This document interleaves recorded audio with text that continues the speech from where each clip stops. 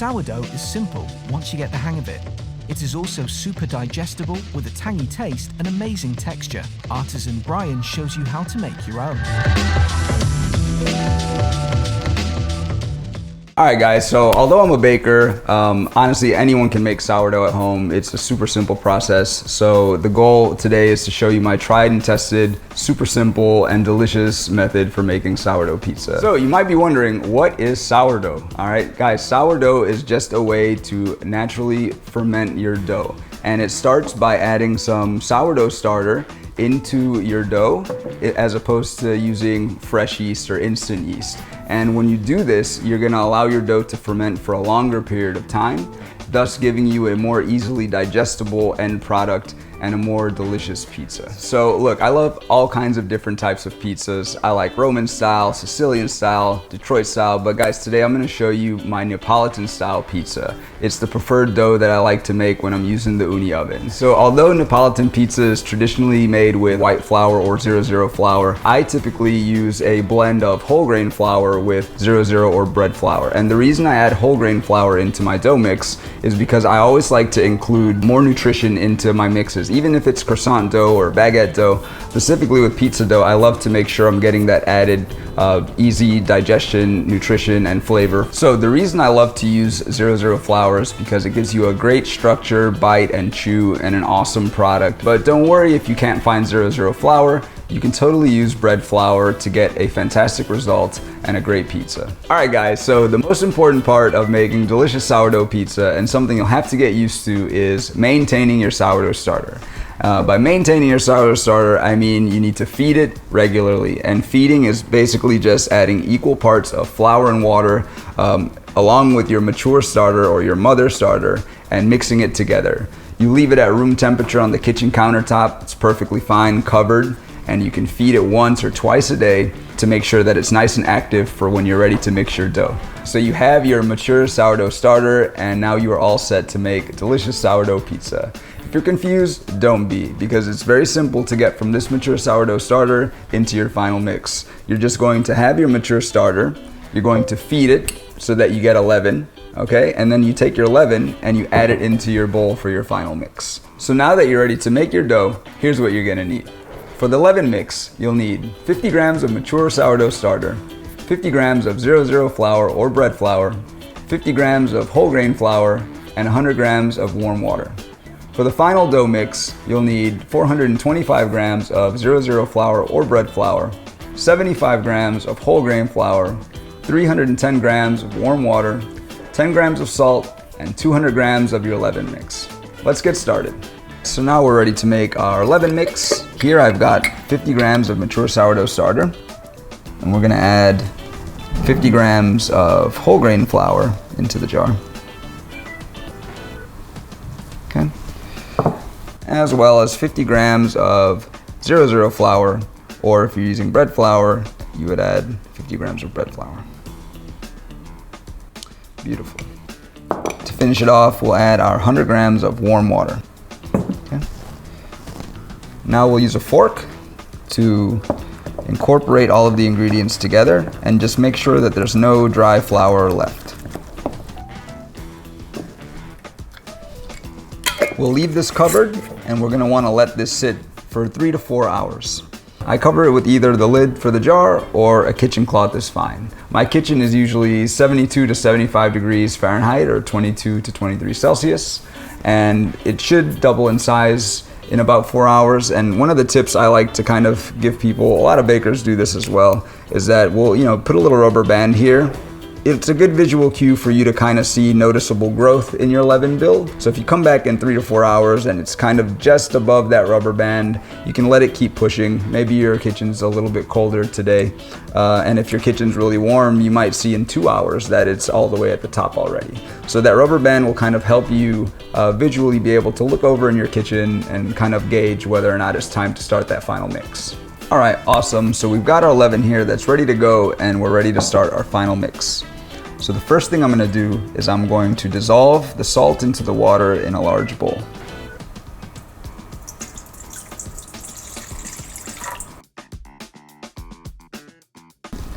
Just use my hands here to get that incorporated. Great, and the next step is going to be to add our leaven into this bowl and do the same thing to make sure it's dissolved. I just use my hands to kind of guide it out. Dissolve with your fingers, and now we're ready to move on and add our flour. So I start by adding 425 grams of 00 flour or bread flour if that's what you're using. And then we add our 75 grams of whole grain flour. Now what we'll do is we'll mix using our hands.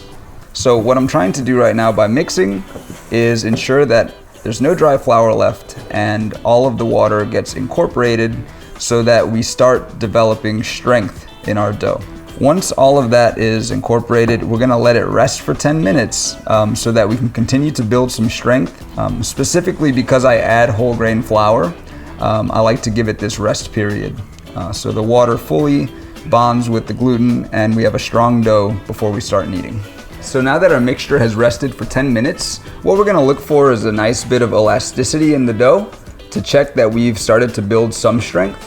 But just remember that you will see a little bit of tearing since we haven't done the kneading process yet. So what we're gonna do is dust our work surface, turn the dough out, and we're gonna begin kneading by hand. I like to knead by hand because I'm a very hands-on baker and I like to connect with my dough anytime I'm making dough. But you can also use a stand mixer. We're gonna turn our dough out. So like I said, we're looking for that nice smooth elasticity. And to begin our kneading process, I actually like to kind of just get my hands a little bit of flour. And I take the top of the dough and I push it into the middle. And then with the palm of my hands, I'm gonna actually let the dough rip a little bit as I knead. Let it rip and build back together. I also like to turn the dough. I rotate it a little bit so I get consistent kneading on all sides of the dough. If you think about professional pizzaiolo, they mix their dough with spiral mixers, and what a spiral mixer does is essentially what I'm doing. It kind of rotates the dough while pushing the dough into itself in a gentle way. You can kind of speed up as you move along, as your dough starts to develop. Just remember to use your palm to push and your fingers to pull it back into itself. Don't be afraid to add more flour if it starts to get a little bit sticky. You can use 1 or 2 hands at any time. Once you're kind of halfway there when you push a little bit and you can see the dough start to just come back into itself. You know that your dough is developing strength and it's starting to resist. When it's starting to resist, you're almost at the point where you're gonna wanna stop and start your fermentation because it means that your gluten strands are pretty strong and you're actually now doing more harm than good. So once you see a little bit of resistance, you know you're kind of almost at that point. So you can keep kneading. And then once you see that smooth surface and a lot of resistance, you'll be able to know it's time to stop kneading. So I'm gonna keep going for a little bit more. I think this dough can take a little bit more kneading. Kneading, mixing, dough hook, spiral, hand, stretch and fold. When you do these things to dough, you're just trying to strengthen it, yeah. So we can see now every time I push, we see that nice contraction of the dough. We see that nice movement that it's doing by itself. And so when I see that consistently, and I know that the surface is smooth, it's not sticking to the table, I know that this dough is done being kneaded. I'll take the smoother surface and I'll make that the top of my dough, and I'll kind of use my fingers to tuck the bottom part into itself. First of all, I like to maintain that there's a smooth surface, always a smooth surface. I don't like tears or jagged edges in my surface. And that, I believe, helps the fermentation happen evenly. So you want to tighten up your dough. Into a ball is fine. It doesn't really matter the shape, but I always find that a ball gives you the tightest structure. It's all about structure and it's all about creating the perfect environment for fermentation in the dough. So nice and tight so that your gluten strands are compact for now. and they have a nice even environment to start expanding as it enters the fermentation stage. And another thing you can do is you can check the structure of your gluten by performing what's called the window pane test. And what you can do there, you will, just be careful to not tear any of your dough, but you kind of just want to open up some of the dough and make sure that you can kind of see through it a little bit without tearing it. You don't need to really obsess or go crazy with that. You don't want to start butchering your dough. If you pull at your dough and you get some instant tearing, you can continue to knead your dough.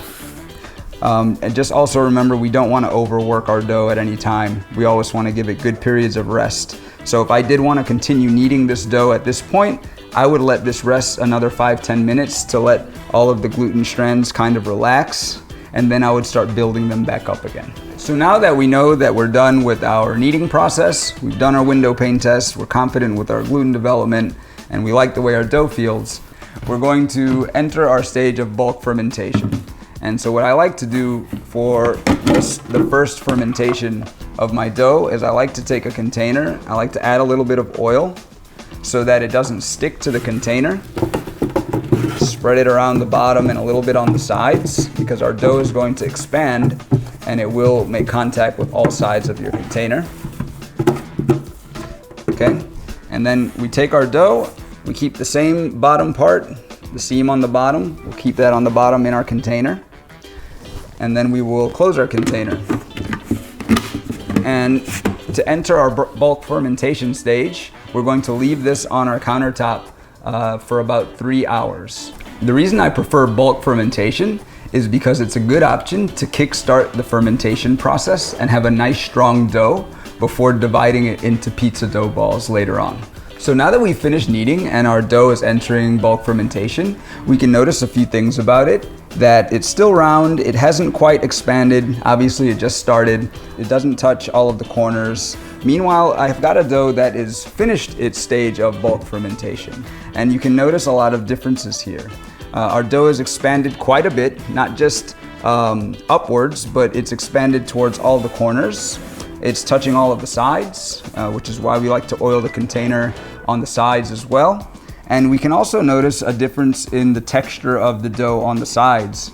We can see pockets of air that have been building up, and that's obviously part of that fermentation process. The gases and air bubbles start to form, and it kind of pushes our dough upwards. So again, this dough is just finished kneading. The gluten development, they're nice and strong, but now they need a chance to rest for a long time, develop those bubbles, and develop this smooth surface.